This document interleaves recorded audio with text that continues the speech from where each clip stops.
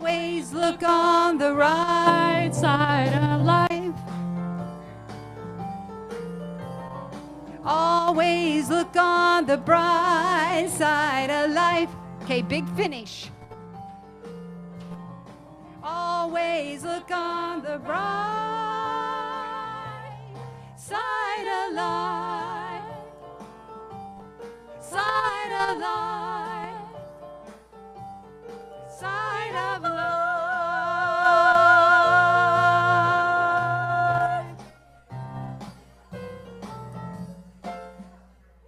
That's it. Woo.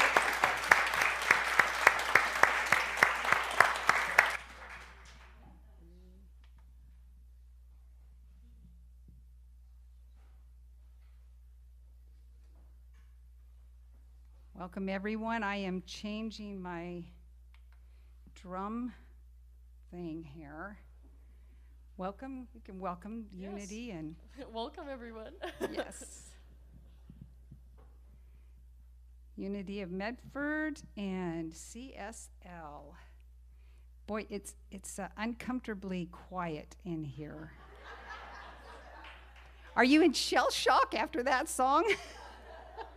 Okay. Those of you who are Monty Python fans, which I would think a lot of you are, you have to see the movie The Life of Brian. That's where that song originally came from, and it's just so irreverent that you have to laugh, okay? Anyway, one of my favorites, always look on the bright side of life. So now we would like to do our opening for everyone to sing with, because Alexa and I have done this before, and it's a good opener. So okay, here we go. Oh.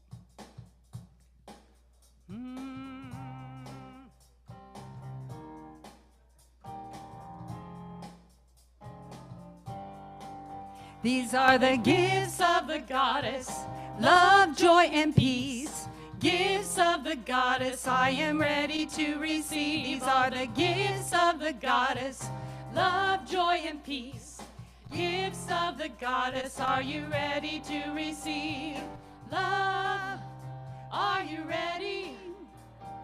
Joy, are you ready? Peace, are you ready? Are you ready to receive? These are the gifts of the goddess, love, joy, and peace.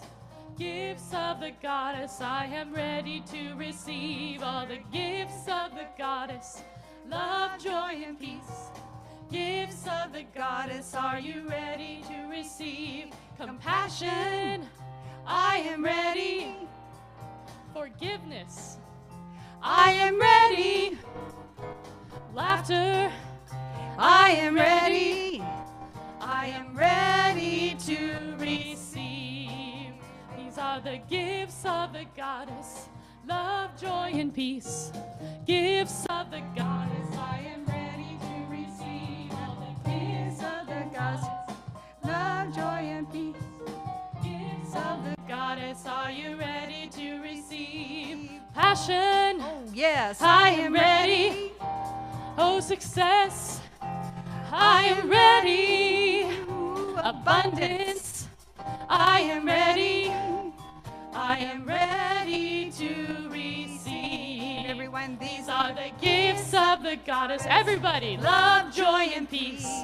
Gifts of the goddess, I am ready to receive. All the gifts of the goddess. What? Love, There you joy, go. and peace. Gifts of the goddess, are you ready to receive?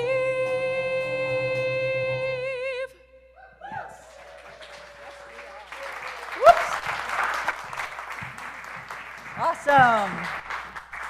Alexa Ehrlich and Lauren James. Woo! I am fixing my mic, which just fell off. I think, is my sound okay there, Ben? All right. Good morning, everybody. I'm Kimberly Hawkins. I am the spiritual director of CSL Rogue Valley and Unity of Medford. Last week we voted overwhelmingly to go ahead with the joining of our two communities, which is very exciting, and it will happen, yeah. Yeah, and thank you to everybody who was here at our joint community meeting. There are a few legalities to work out, but that's happening. So we are a spiritually progressive, inclusive community, and we welcome each and every one of you, no matter where you may happen to be on your own personal spiritual journey, because we're all a little different, yes? Especially here in the Rogue Valley, yeah. If there's anyone here for the very first time, we'd love you to raise your hand just so we can welcome you. Anybody here for the first time? Okay. Oh, yes, thank you. Welcome, welcome. We have a welcome, yes. I'm not looking up front here. We do have a welcome packet. Did you receive one? If not, somebody will bring you one. Okay. Yes, thank you, Prudence. Come on up. She's right here in the second row. So I have a few people. Well, first of all, I'm going to invite you all, if you haven't already, to please turn off your phones or put them in airplane mode. And I have a few people to introduce this morning, including Everett. Yes, Everett. Our guest speaker this morning is our irreverent Reverend Stephanie Clarke. Yes. Our practitioner, Laura Stewart, will be up on the podium doing our invocation and reading, and our practitioner, Carol Wythe, played a beautiful meditation for us earlier and is holding high watch for us. And as you've already heard, our awesome musicians are Alexa Ehrlich and Lauren James. And I think that's it by way of introduction. We're going to turn it over now to the musical team to prepare us for our invocation. And as always, I'm going to invite you, after this particular song, not to applaud, because we'll go right into that sacred prayer.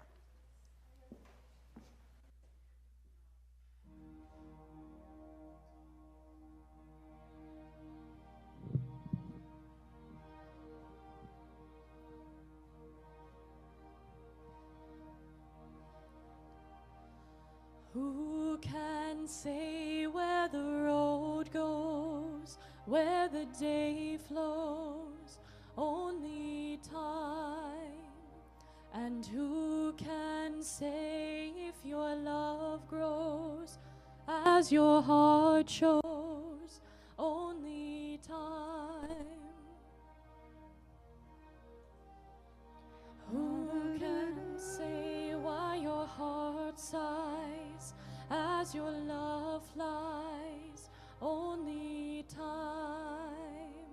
And who can say why your heart cries when your love lies? Only time.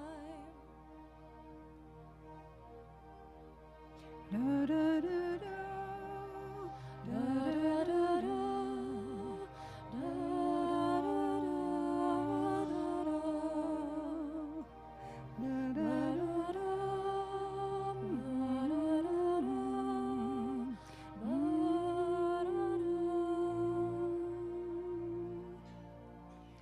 Who can say when the roads meet that love might be in your heart?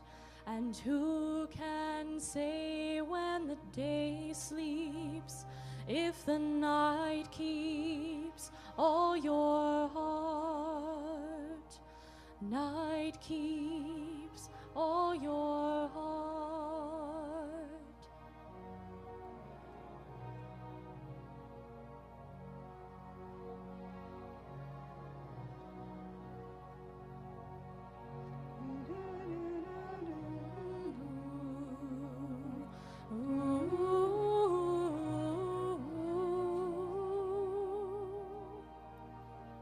Who can say if your love grows as your heart shows? Only time. And who can say where the road goes, where the day flows? Only time. Who knows? Only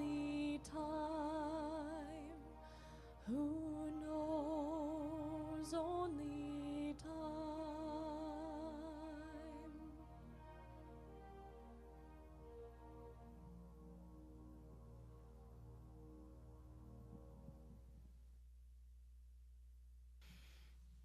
So I invite everyone this morning to just take a deep centering breath,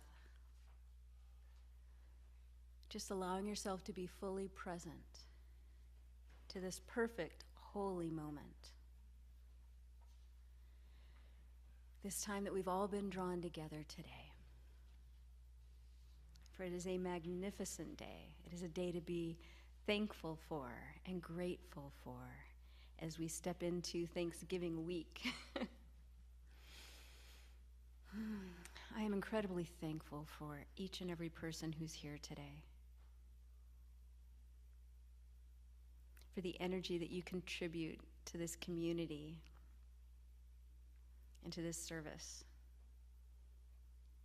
I give great thanks for everyone that's making this day possible. Our sound team, our volunteers, our ecclesiastical team, all of our practitioners, our magnificent youth program, our musicians, and everyone else behind the scenes, but more importantly, each and every one of you, because you make a difference.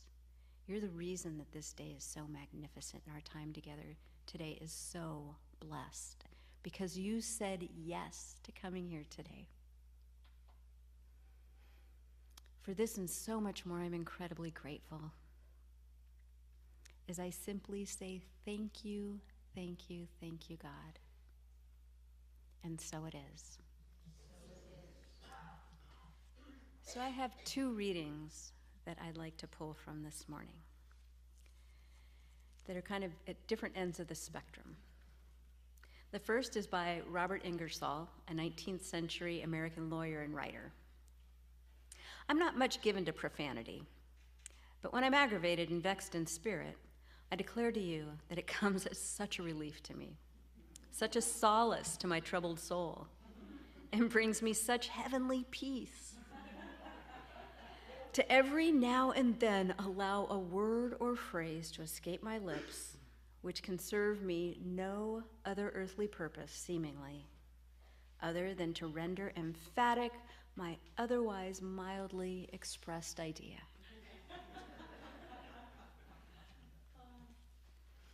And then from one of my favorite ministers, Reverend Scott Aubrey. When I was a child, I remember the commandment that really made an impression was the third one. Don't take the name of the Lord God in vain. I thought that was straightforward. It meant don't cuss. I confess that I broke that commandment quite a few times. Well, actually, I sort of fell short on a couple of others as well. But when I grew up and got into metaphysics, I learned that commandment number 3 has nothing to do with cussing and swearing, spitting, or any other irreverent acts. That wasn't its original meaning.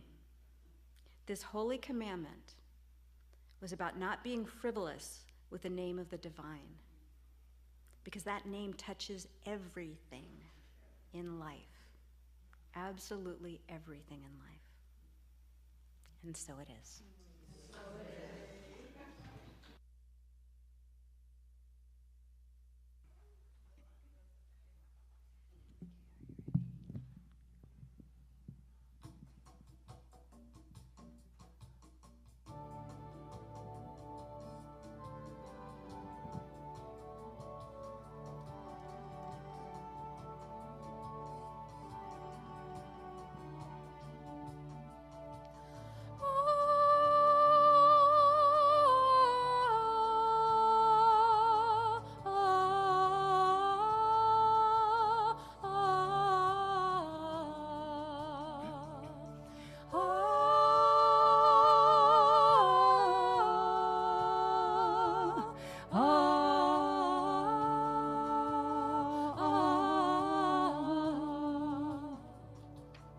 Bonfires dot the rolling hillsides, figures dance around and around to drums that pour pulse out echoes of darkness, moving to the pagan sound. Somewhere in a hidden memory, images float before my eyes, of fragrant nights of straw and of bonfires, dancing till the next sunrise. I can see the lights in the distance, trembling in the dark cloak of night. Candles and lanterns are dancing, dancing a waltz on All Souls' Night.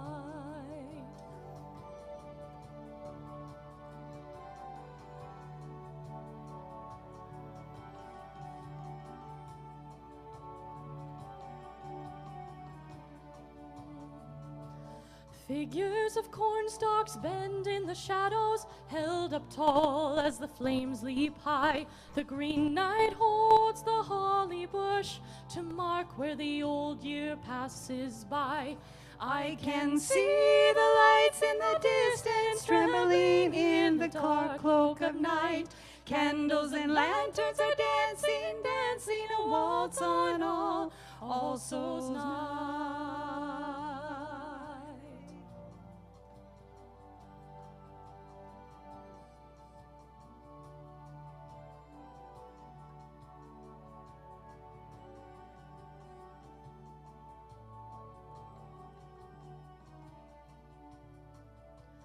Bonfires dot the rolling hillsides, figures dance around and around to drums that pulse out echoes of darkness and moving to the pagan sound.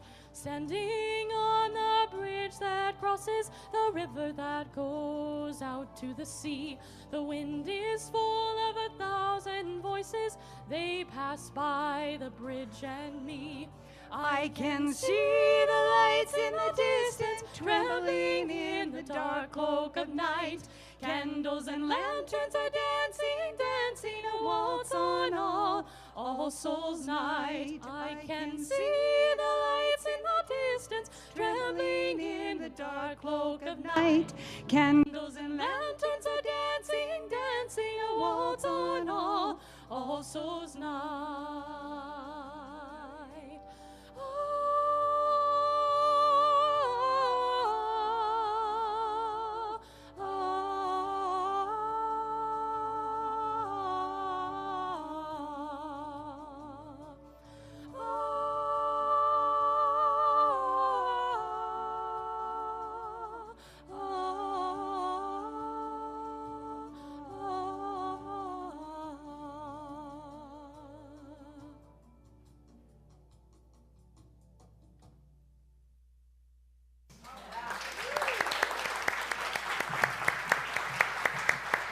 Lovely, lovely Alexa and Lauren. Woohoo!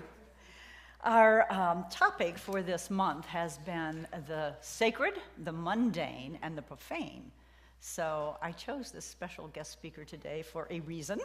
Rev Steph is affectionately known, as I mentioned, as the Irreverent Reverend. In fact, her autobiography is entitled The Misadventures of an Irreverent Reverend, a Spirited Guide for Rebels and Renegades. It tells the story of how she started the first multiracial New Thought ministry in South Africa to heal the legacy of apartheid. Some things you don't know about this person. She's pretty deep. Rev Steph took the title for her talk today from her first published book, Down, Dirty and Divine, A Spiritual Ride Through London's Underground. She was told to write this book in a dream and to get it published before the 2012 Olympics in London.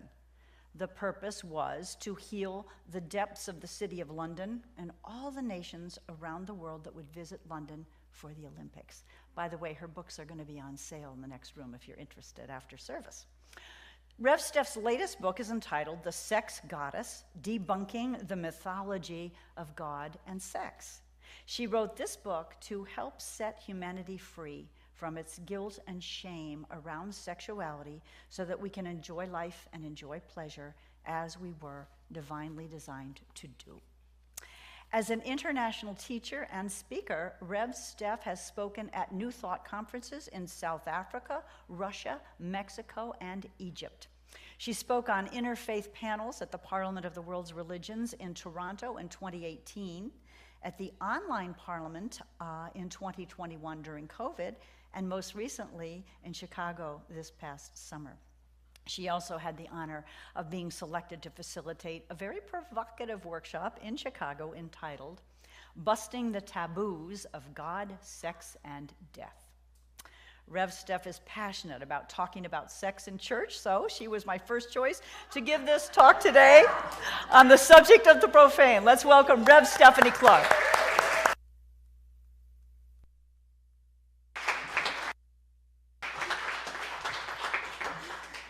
Good morning, everybody. It's lovely to be here. I'm excited in so many ways. I hope you're excited too. First of all, I want to say thank you to Lauren and Alexa for those choices of music. I knew that Lauren would pick the perfect music for today. And when I was outside just before the service started and I heard her start up with that song from the life of Brian, I knew God was on the field. Thank you. I knew everything was going to be perfect. That's one of my favorite movies and one of my favorite songs. Thank you. So, as Reverend Kimberly told me, sex is one of my favorite subjects to talk about. There's a reason why I'm called the Irreverent Reverend. I'm wondering how many of you have ever heard a sermon about sex in church? Oh, two or three people, okay. For those of you for whom it's your first time today, which is most of you, I promise I'm going to be gentle. a little bit gentle. You know, some scientists have done some experiments on sexual behavior, the mind of a sexual person, and men have been shown to think about sex once in every 7 seconds. So in my profession in America, when I was, I'm in America now. When I lived in America and I was studying to be a minister, I was a spiritual counselor, but I also did aromatherapy body massage. And I had one client, and he always wanted to talk about sex when he came to see me.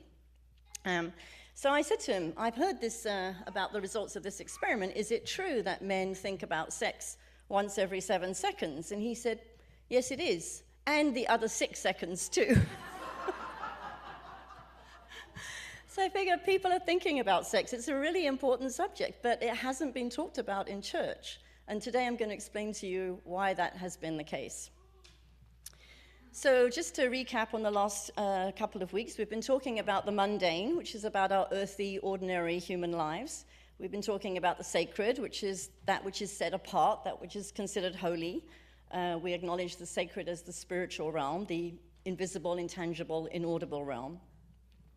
And today I'm talking about the profane, which is considered to be anything other than holy, anything other than sacred, the opposite of religious. And I'm just going to read to you some dictionary definitions I have of the word profane, so we understand we're on the same page here.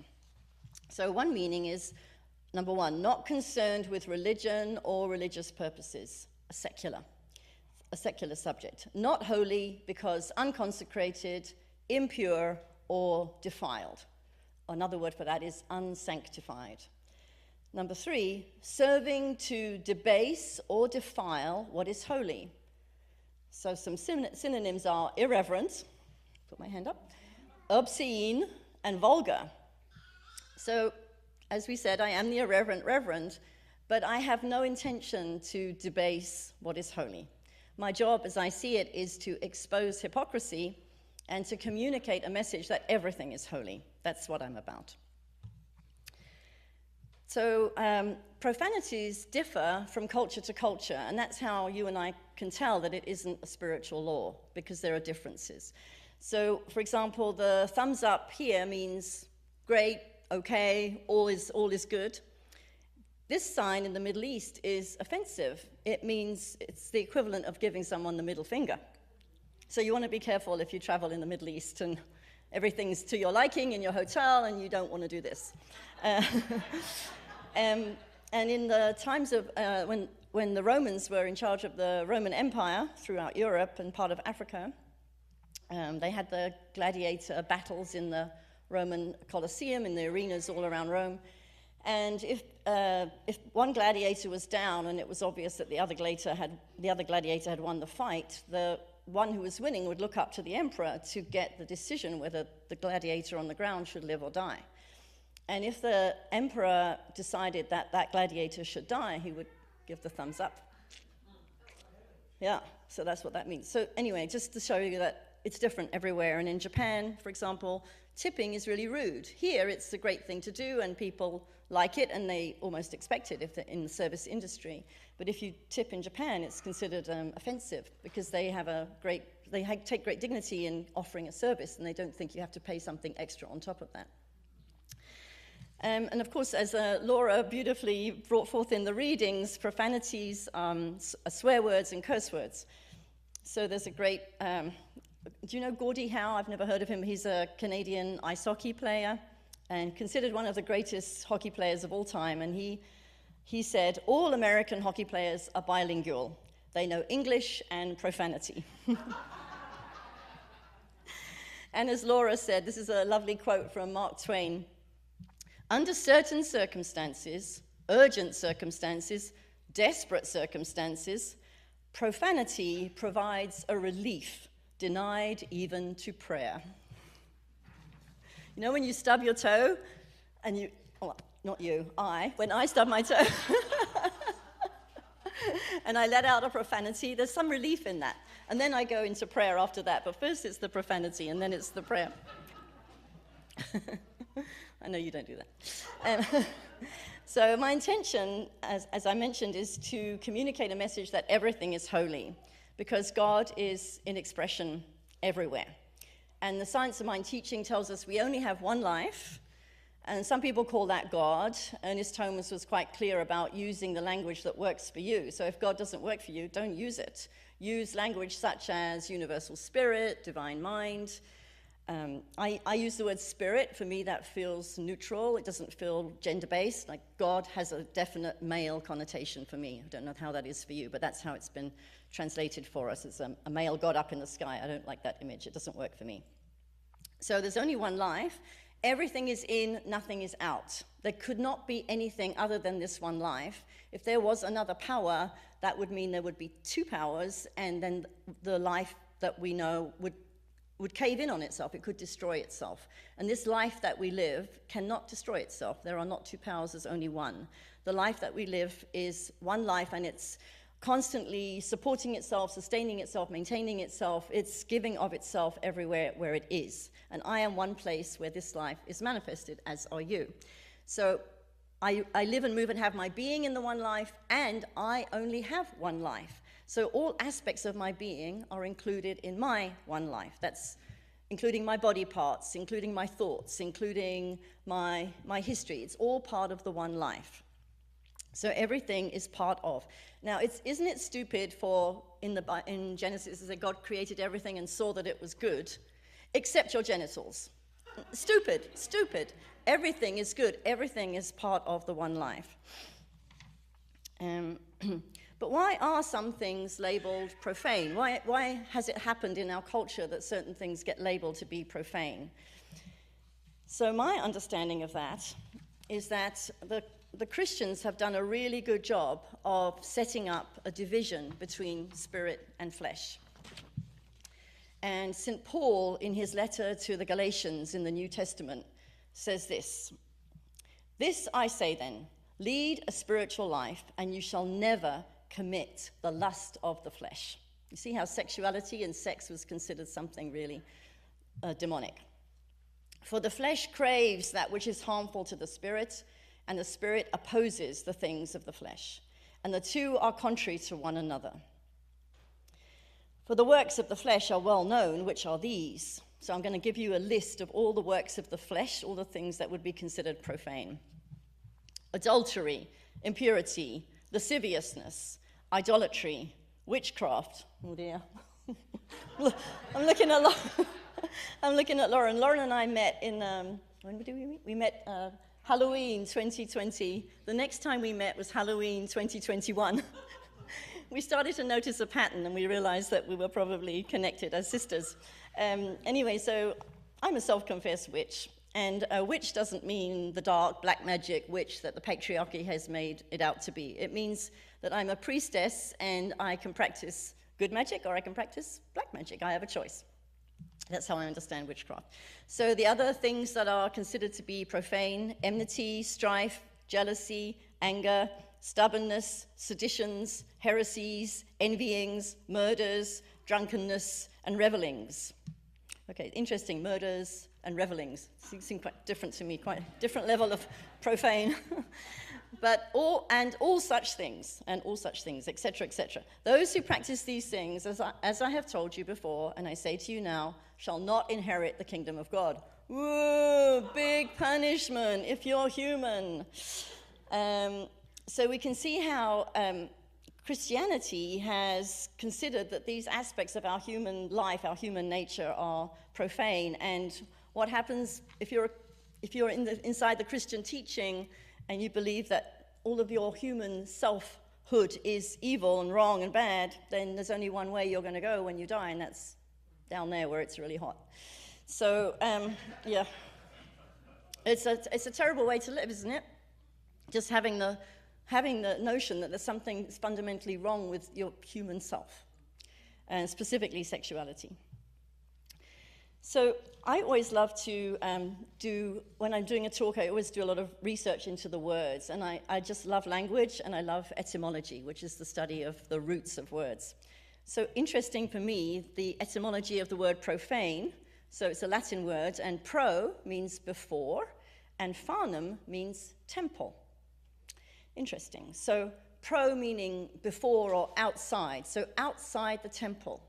Can you see how profane means something that's outside the temple, whereas spiritual or sacred would be inside the temple? So the profane life was considered to be the life of commerce and business. And in the times of Jesus, when Jews were living in Israel, with the temple in Jerusalem, the temple was the hub of spiritual life, the hub of the community life, but that's where people went to pray and give their offerings. And outside the temple would be, along the walls of the temple, would be the market stalls, the covered markets. So people would sell things there for everyday use, but also to take into the temple, maybe candles, things like that. So that, there's the story of Jesus who threw the money changers out of the temple. So it's in all of the Gospels. I'm just going to read you the quote from the Bible. And Yeshua entered the temple of God and cast out all of those who sold and bought in the temple, and upset the tables of the money changers and the seats of those who sold doves. It is written, my house shall be called a house of prayer, but you make it a den of robbers. So the money changers were actually authorized to change money in the temple. In those days, people came from far and wide, from all different countries, and they all came with different currencies, and they had to exchange their money into something called the temple shekel. And with the temple shekel, then they could buy their doves and their lambs to give to the priests as offerings for burnt offerings and offerings for their sins. And Jesus got upset because the money changing that was going on was getting in the way of people praying. But actually, the money changers were allowed inside the temple. I think in this particular case, it was just the commerce that was going on was getting in the way of the prayer. So what else happened outside the temple apart from commerce and business? Well, one aspect of commerce and business, which is prostitution. And the word fornicate, another word root, comes from the word fornix. And a fornix is a covered archway. So as I said, along the walls of the temples, they had market stalls under covered archways. So the prostitutes would wait under the covered archways for their customers to come along. But there was a time when prostitution was not considered, or I should say when sex was not considered a sin. It wasn't considered something that was profane and had to happen outside the temple. There was a time when sex happened inside the temple, and that's what I want to talk to you about today. Let's see, today we're in the year 2023, so about 5,000 years ago, up until 5,000 years ago, the goddess religions prevailed around the Middle East, or the ancient Near East as it's called, and Europe. And when the goddess religions were the religion of the people, pagan people, the people worshipped a great mother, and they worshipped women. because they could see that women had the power to bring forth life. That was considered a magical, divine superpower, and it is. And they figured, well, if women, we can see that women bring forth life, so the great mother, it must be a great mother in the heavens who brought forth the life called this planet or this earth. And they thought women were magical beings, not just because they brought forth life, but women could bleed and not die. And that was impossible for a man. Every month a woman would bleed and not die.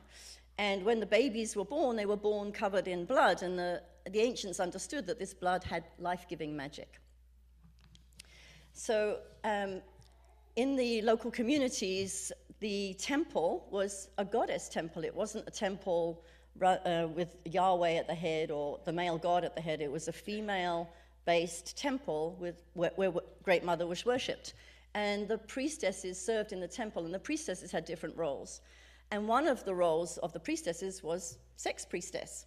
So the men would come and visit the temple, and the sex priestesses had been trained in the use of energy and how to use energy to help men get free of physical or emotional baggage and to get closer to God. And when men had come back from war, their wives would send them to the sex priestesses in the temple to love the war out of the man. Isn't that beautiful? So the sex priestesses had a very sacred, holy role in the life of the temple and the life of the community. And that's when the sex happened inside the temple with the sex priestesses. It was considered a sacred act. So that was up until about 5,000 years ago, and then everything changed. So what changed? Well, there was an invasion from northern Russia, the area that's now known as Georgia, and the invading tribes were warlike, and they had a male god. They worshipped a male god. And the male god was associated with volcanoes, thunder, and lightning. Does that sound familiar? Yahweh of the Old Testament is all about thunder and lightning. God spake through the thunder. God spake through the lightning. And the invading tribes that infiltrated in the areas where the goddess religions were practiced began to take over. And when they took over, they replaced Great Mother in the heavens with Divine Father. So they took Great Mother away, not immediately. At first they made her a fluffy little consort for the Great Father, but then eventually they took the female presence from the heavens away. And everything changed on earth as it changed in heaven. So as the Great Mother was replaced by Father, so too the men started to be dominant in the culture, and women were relegated to second-class citizens. And that's just 5,000 years ago. So all my women friends in the audience, if ever you feel any rage, just know it's 5,000 years old. And men, that's what you're dealing with. When you come up against a raging woman, it's 5,000 years. It's not just you, mainly you, but there's 5,000 years of history of women feeling rage in their cells that their divine presence was usurped by these invading tribes. So ultimately men were jealous of the fact that women could give life, could bring life into the world. It was a superpower that men wanted to have. And when the book of Genesis was written, there are two versions. One was written in 1000 BCE, one in 600 BCE. We're told that God, the male God in the sky, gave birth to the male son, Adam, and then Adam, magically and miraculously, gave birth to the female partner, Eve, through the rib. How many of you believe that? I believe that. I used to believe that. Did you believe that too? Were you taught that in school or in church, that this was the way it was? Some of you, I mean, maybe all of you have been really discerning from the very beginning, but I was not, and it says in the beginning, so then there's the notion that this is the beginning of history. This is the beginning of life as it was. This is the creation story from the very beginning. It's all a load of BS, and by that I mean belief systems. It's a mythology, it's made up. And the priestesses of old, when they saw the Jewish scribes writing down these mythologies and these stories, they thought, but that's stupid. No one's ever going to believe that. that a male God could create a male son, and the male son could then create a female partner. That's rubbish. It's a reversal of the natural order. No one will believe it.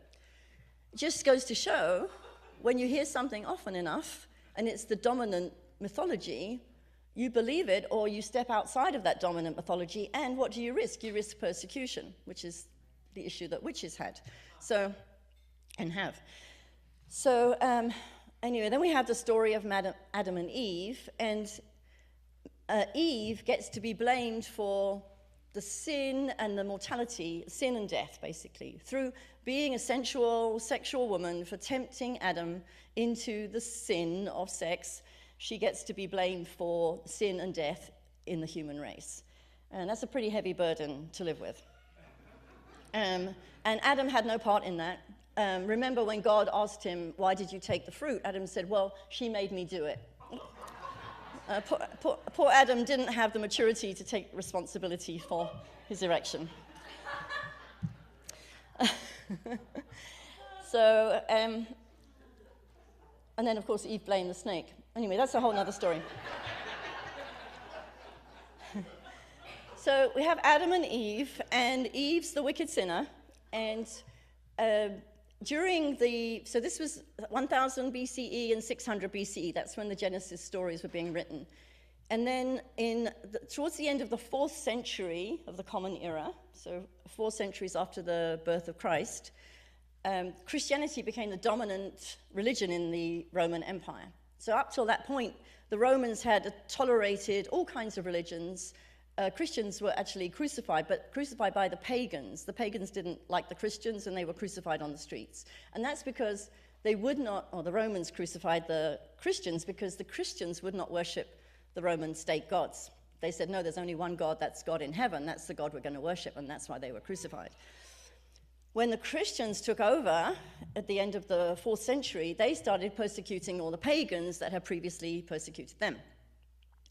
And out of this period of history, a man came through called Augustine, and he was born of a Catholic mum and a pagan dad.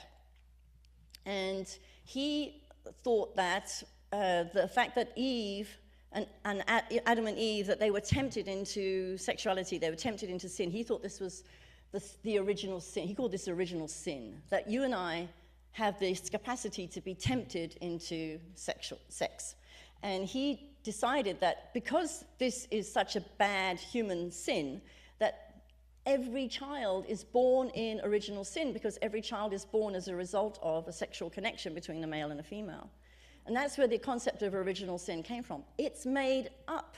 It's made up. Augustine had a mistress that he lived with for 14 years. He had a child. But the thing that he was really bothered about was he noticed when he wanted to have an erection, he couldn't get one. And when he didn't want to have an erection, he did get one. So he figured, okay, so my genitals must be of the devil. And that's where his whole line of reasoning began. That sex is bad and sinful, children are born in sin. That's why, has anyone here been christened in the church? I was christened when I was a kid, yeah. The reason babies have to get christened is because they're born in sin, so what's going to happen to them if they don't get christened? They're going to go straight to hell if they were to die as a young infant before getting christened. That's the only reason for having a christening, just to make sure the kid doesn't go to hell. It's BS, isn't it? It's all BS. So we have Adam and Eve, and the wicked, sinful Eve, and then Mary comes along, the mother of Jesus the Christ. Mary had to be a virgin to atone for Eve. We couldn't have Mary be a sexual, sinful woman, because that would mean Jesus would be sexual and sinful, and then who's going to pray to Jesus for redemption if he's sexual and sinful? Nobody. The church would not exist. So Mary, but unfortunately, Mary had sexual relations with Joseph after Jesus was born. She had other children, and it's documented in the Bible. And so the church fathers thought, how are we going to get around this? We can't have Jesus tainted by sin in any way, even if his mother had sex after Jesus was born. So then it was decided Mary must be a virgin before, during, and after Jesus' birth. And then in the 7th century, she was made a perpetual virgin. So no one's ever going to question Mary's sanctity, ever, ever, ever. And if you pray to Jesus, you know that Jesus is pure because he came from a pure woman. So that's what salvation from sin means. You're trying to pray to Jesus, who's totally pure of sex, to save you from your sin, which is that you're born in as a result of a sexual connection between your two parents. That's it. That's the bottom line Christian belief system. How am I doing for time? I'm all right. Good. Okay. Okay. Good. So then, who do we have next? Mary Magdalene. Now, who believes Mary Magdalene was a hooker? That's what you were trained to believe. That's what you were trained to believe. She was not a hooker. She was independently wealthy, and she was one of Jesus' favorite disciples. She traveled with him and supported him on his travels. And towards the end of the 6th century, Pope Gregory, did I say 6th or 5th? He decided that he needed more people to come into the Christian church, and how was he going to promote and market Christianity?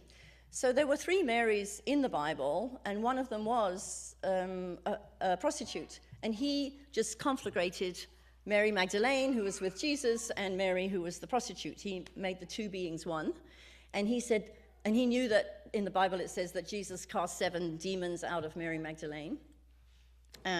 So he said to the people who he wanted to come into the church, look, Jesus can forgive this super wicked sinner, Mary Magdalene. It's going to be much easier for Jesus to forgive you, but you have to come to church and you have to pay your money in order to get this forgiveness. So that's how he did the marketing for the Christian church. And it was only in 1969, so not long ago, that the Catholic Church exonerated Mary Magdalene and restored her to her true position, which was an independently wealthy woman. I believe she was a sex priestess in the tradition that I was talking about, the sex priestess trained in the order of Isis. And I also believe she was married to Jesus. At least she was his lover, even if she wasn't married to him. And she was his leading disciple. And I've read a few books that suggest that she might have been pregnant when he was crucified and had to escape in case she was killed as well. But if she hadn't had to escape, she could have been the next leader of the Christian movement. That didn't happen. Anyway, so she's still considered a hooker in our common understanding, but just so we can put the record straight here today, she was never a hooker, and that has at least been acknowledged by the Catholic Church. We got the title for my talk today from my book, my first book, Down, Dirty and Divine, A Spiritual Ride Through London's Underground. And as Kimberly said, I was guided in a dream to write a book about the dark history under London. And I was told to use the tube stations, the underground stations, as my entry point. And so I went into meditation and I asked which tube stations I should work with. And there's one in South London, it's called Southwark. And there's a huge Gothic cathedral in Southwark. It's one of the oldest cathedrals in London. And a few feet down the street, there's a cemetery for prostitutes. It's called Crossbones Cemetery. It's a prostitute's graveyard. And the prostitutes were buried away from the cathedral because they were buried in unconsecrated ground. So it was believed that because they were such wicked sinners, they were going to go to hell anyway. They didn't need to be buried in the consecrated ground around the cathedral. Plus, it was expensive to get a burial plot in the consecrated ground. So I went to visit this cemetery as part of my research for my book, and there were no signposts. You couldn't. When I got out of Southwark Tube Station, I was looking for signposts to Crossbones Cemetery. It's a site that people go and visit in London. No signs. But right in front of me was Southwark Cathedral. So I went into Southwark Cathedral and decided to get the information there. I knew they would be able to tell me. And I met one of the resident archaeologists at Southwark Cathedral. And so I asked him if he knew about Crossbones Cemetery. I'm just going to read from my book. He did know, and somewhat dismissively, he explained that the prostitutes were buried in this plot of unconsecrated ground, whereas the cathedral was on consecrated ground. What constitutes consecrated ground, I asked him. Naively, maybe, I expected an explanation about ley lines crossing deep in the earth, creating a particular vortex of energy that rendered a healing, uplifting effect on the people above ground. But no such thing. The word consecrated means blessed and set aside for a purpose, he said. Yes, but what deems the ground consecrated, I pressed. Oh, well, the priests used to pray over the ground, and I'm sure they sprinkled some holy water as well, he replied. Is that all? I thought, somewhat horrified that this consecrated ground notion was so arbitrary. The women had gone to their deaths believing that they and their dead offspring were irrevocably bound for hell as a consequence of the sinful life they had led. And to speed the journey, they were laid to rest in unconsecrated ground, the devil's dark domain. So what did I do? I had a bottle of water, and I went to the Crossbones Cemetery. I prayed over the ground. Thank you very much for the applause. I prayed over the ground. And I blessed my water in my water bottle, and I threw it over the ground. Because why can't I? I can. I'm a holy being, and I can determine that this land is now consecrated. And I spoke a prayer for the prostitutes, and I wrote the prayer out in my book so that anyone who goes to that particular site can also say the prayer and contribute to the healing of this ancient and stupid notion that women who sell their bodies for sex are somehow wicked sinners. How stupid is that? Okay, do I have time to tell the story of how I released my virginity?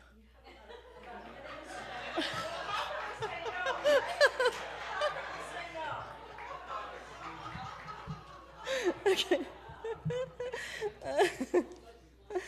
I'm giving it all, friends. I'm giving it all. I'm going to pray. Yeah. All right, so I always say released my virginity because, as we know in New Thought, nothing is lost in the universe. So if I had lost my virginity, I would have found it by now. And I haven't found it. All right, so this took place in 1977 in Manchester, England. And the title of this section is, All It Takes to Cure Virginity is One Small Prick.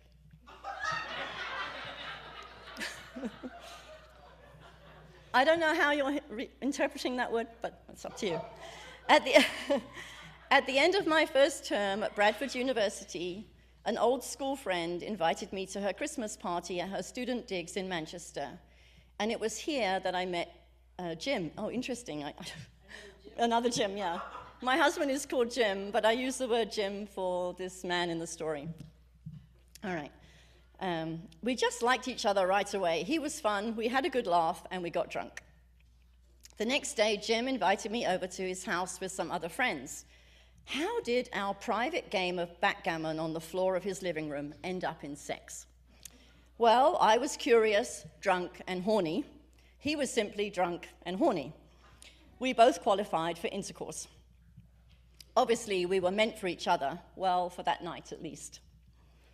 So we did the deed in his single bed. Afterwards, I thought, was that it? Anyone else honest enough to say? Thank you, a couple of honest hands out there. There was no pain, but not a lot of pleasure either. Possibly I was deeply inebriated and had unconsciously anesthetized myself.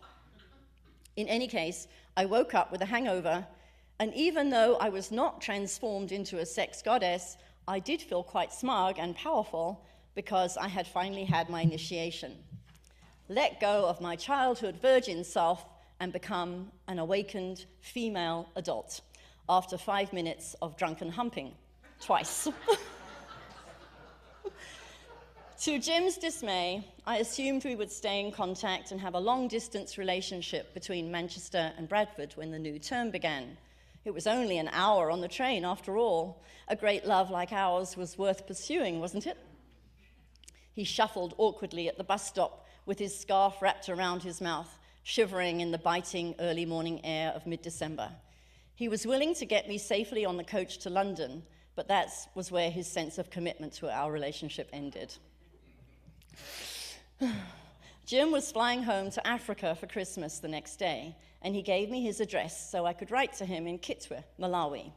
He did not ask me for my address, which was painful, but I knew not to force it upon him. I got on the bus, and that was the last time I saw him. I did not write. I must have found some dignity and self-respect once the hangover wore off. But just imagine how I nearly choked on my Earl Grey tea and shortbread when, 9 years later, having moved to South Africa, I was with my new fiancé, Greg, visiting his parents in Kuruman, South Africa, for the first time, and listening to his mother talk fondly of Greg's childhood in their lovely home in Kitwe, Malawi. She told me that Greg had spent his childhood hanging out with Jim. They were next-door neighbors and best friends.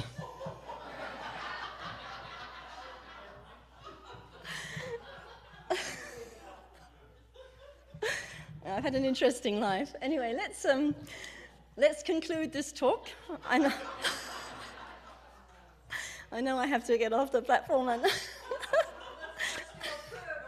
yeah, I'll give a prayer. So basically, in conclusion, nothing's profane except according to our judgment and how we label it. And it's all made up by human beings, and we have free will, so we can make up anything we want. And it's up to you and me to decide what we say is profane and what isn't. But what we judge and separate from ourselves and say is profane, then we've separated ourselves from God. So if you and I want to have a full and real and authentic experience of God, everything is in and nothing is out. So thank you very much. Thank you very much.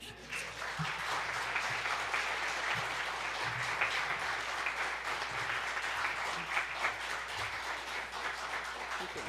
I'm going to come out to the... Okay, so... Yeah, good. We'll do a prayer here, yeah. So I didn't say to you, I have talked about sex in church before, but this is the first time I've ever worn fishnet stockings to do a talk on sex. So just wanted to come out in the front so you could really get the full view. All right, so let's pray. Okay, stop laughing now, we're going to pray.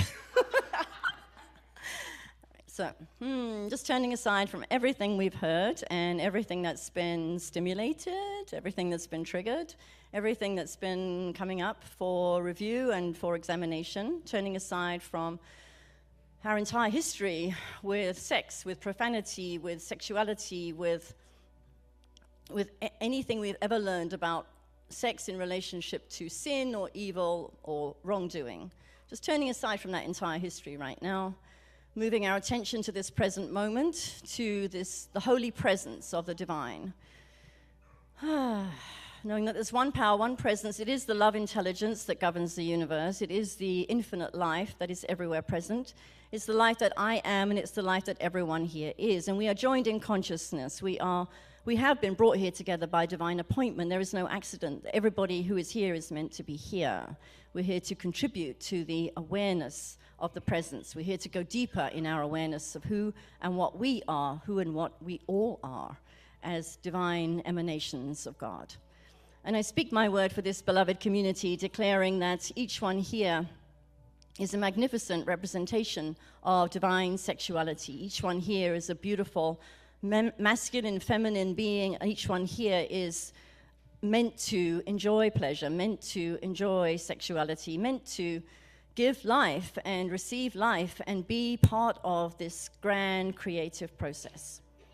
Knowing that for anyone here who's experiencing any kind of conflict in relationship, any kind of pain or heartbreak, that the spirit of divine love, the spirit of compassion, the spirit of understanding now pervades all of these relationships, and each person here is lifted up into the awareness of the true love that they are, the true power and beauty that they are. And anything that looks like conflict is now being dissolved and released and extinguished. I know this to be true also all around the world, not just in this community here today. I know it to be true all around the world, in the Middle East, in Russia, Ukraine, knowing that conflict is not real in the mind of God, and it is now being dissolved and released. Wherever there seems to be an appearance of lack or limitation, knowing that each person here is a perfect conduit for divine abundance. Each one here is another way that the inexhaustible, infinite supply of the universe shows up. So any appearance of deficit or lack or debt is now being healed and being released. There is nothing to sustain it, nothing to feed it in the consciousness of the divine.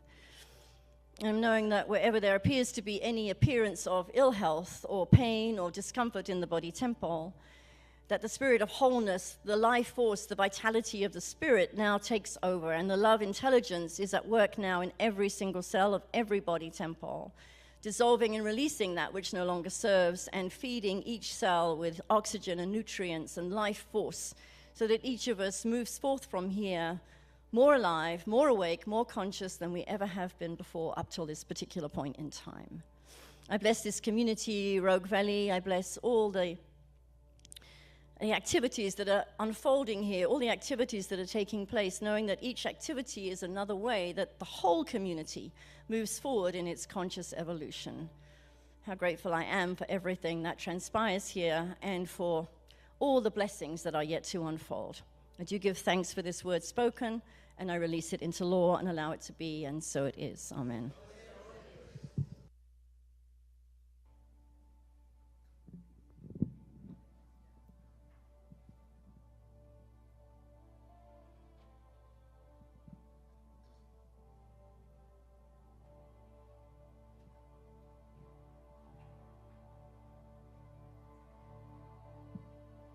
You think that I'm an ignorant savage, and you've been so many places, I guess it must be so. But still I cannot see if the savage one is me. How can there be so much that you don't know? You don't know.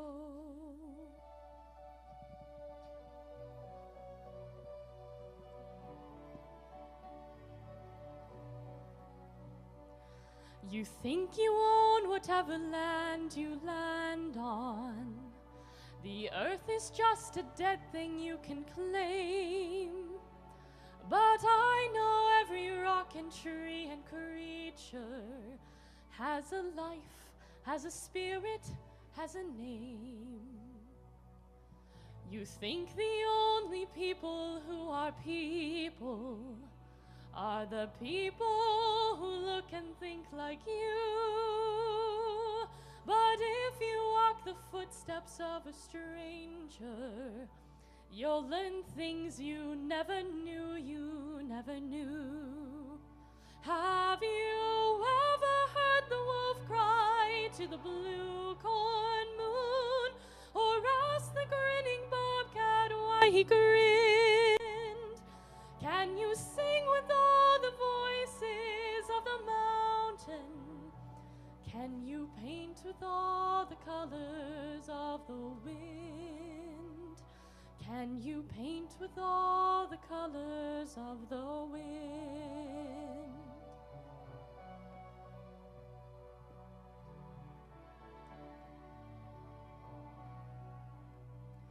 Come run the hidden pine trails of the forest. Come taste the sun-sweet berries of the earth. Come roll in all the riches all around you, and for once never wonder what they're worth. The rainstorm and the river are my brothers. The heron and the otter are my friends, and we are all connected to each other in a circle, in a hoop that never ends. Have you ever heard the wolf cry to the blue corn moon, or asked the eagle where he flies? Can you sing with all the voices of the mountain? Can you paint with all the colors of the wind? Can you paint with all the colors of the wind? How high does the sycamore grow? If you cut it down, then you'll never know, and you'll never hear the wolf cry to the blue corn moon. For whether we are white or copper-skinned, we need to sing with all the voices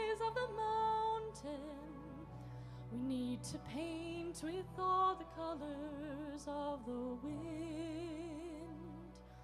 You can own the earth and still all you'll own is earth until you can paint with all the colors of the wind.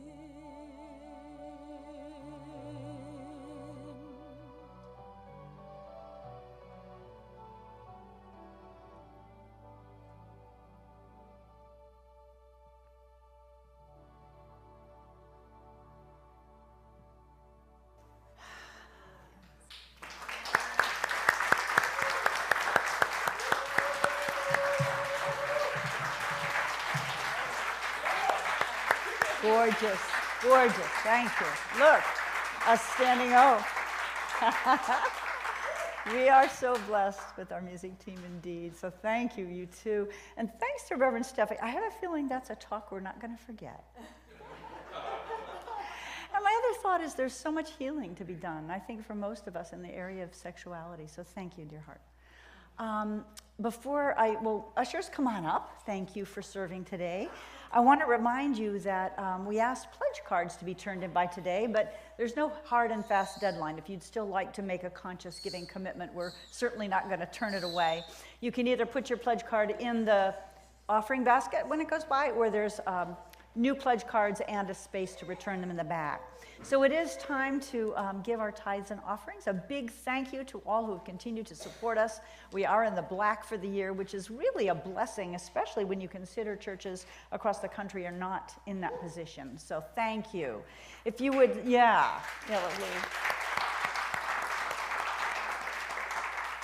if you would say our giving affirmation after me, please. Graciously, I give from a place of love.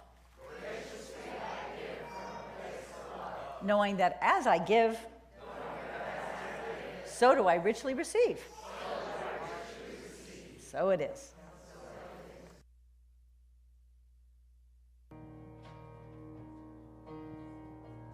Gratitude before me, gratitude behind me, gratitude to the left of me, gratitude to the right of me, gratitude above me, gratitude below me, gratitude within me, gratitude all around me.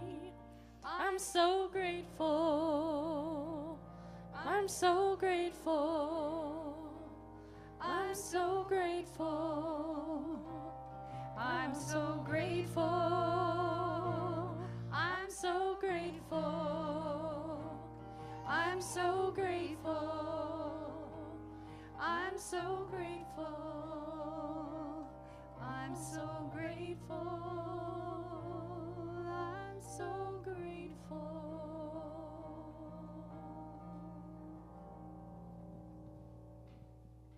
Indeed, so grateful. So we have a few announcements before we go and have some fellowship and soup. First of all, I already mentioned the pledge cards. If you don't turn in a pledge card, one other way to let us know your giving commitment for 2024 would be just to email Vivian at cslroguevalley.org, and those watching online can do the same. Thank you so much. Let's see, Christmas wreaths. For those of you who ordered wreaths from our teen Rowan, they are available today.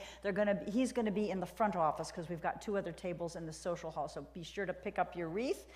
We are having a Thanksgiving potluck here at 1 o'clock Thanksgiving Day, so anybody who doesn't have somewhere to go or you just want to join community, please sign up if you would in the social hall, just so we make sure we have enough plates and turkey and so on for everybody. If you're not sure what you want to bring, that's okay. Just bring something. But that is going to be a wonderful way to celebrate in community. We are partnering this year with Northwest Seasonal Workers Association. I'm going to invite Danama Machado and Kelly Latham are here. A lot of you know them. They've been long-standing active people in our community. And this is a wonderful way for us to give back to the larger community. So we are collecting food for Thanksgiving, and if you didn't bring something today, you can turn food into the office this week. I know, and come on up and I'll let you guys handle the rest of this information. Who's speaking first, Anama? Okay, yeah. Thank you. Hello, everybody. It's so good to be here with all of you. Some of you know us. We've been members of the board, members here at CSL for over 10 years. And we are now representing the Northwest seasonal workers as professional organizers. And our goal at seasonal workers is to end poverty conditions for all of us. And I know it sounds like a big order, but we have been doing it for 47 years at this location, just down the street on Oakdale, near the YMCA. We have our organizing drive. So I wrote everything down so I wouldn't miss anything. We want to thank, of course, Reverend Kimberly and this community, because you have supported Northwest seasonal workers for over 10 years with various food drives, just like you have for this Thanksgiving food drive, which we're very grateful for, but also with tithings and toy collections and so forth. And actually, right now, one of our biggest drives is to have a full recovery from the fires of 2020. There are still thousands of people without permanent housing, and we're having a postcard writing campaign to the state of Oregon advocating very strongly that we have permanent housing for fire survivors by May 1st of 2024. And we'll have those postcards available at our table after the service. And I also wanted to say that Kelly is the reason I am in this congregation, because she kept inviting me to Friendship Sunday and this and that and the other. And that was back in 2010 when I finally signed up as a member.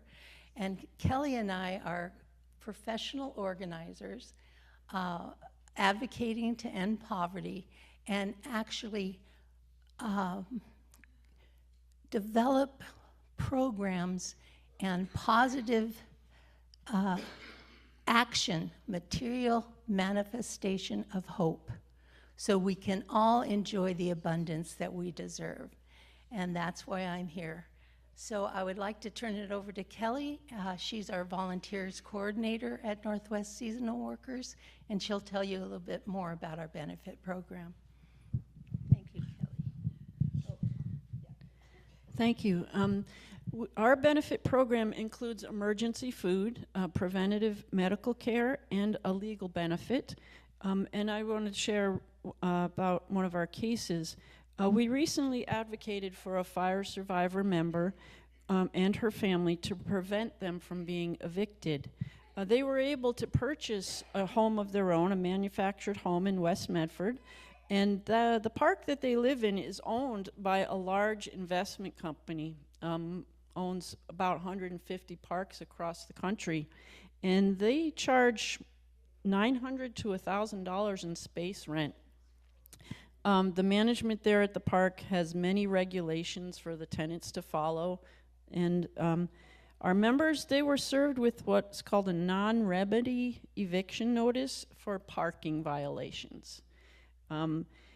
As with many, they tried to resolve this on their own, but were unsuccessful, and they came to NSWA because they knew there is strength in numbers.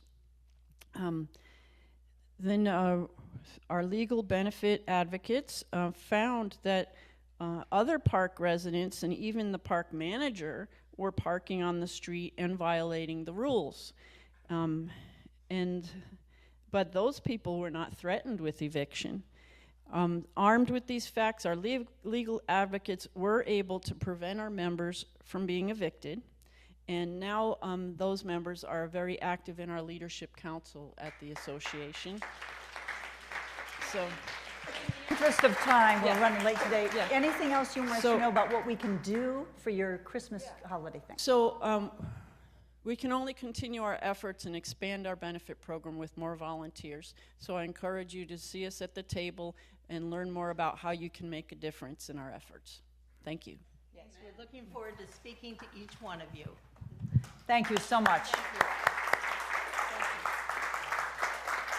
Thank you, thank you. I know there's a lot we can do over the holidays to contribute. So we have one more live announcement because we have a soup-off from our teens coming up. Tell us about it. Good morning, everybody. My name is Ben Anderson. I'm here with this wonderful teen group today.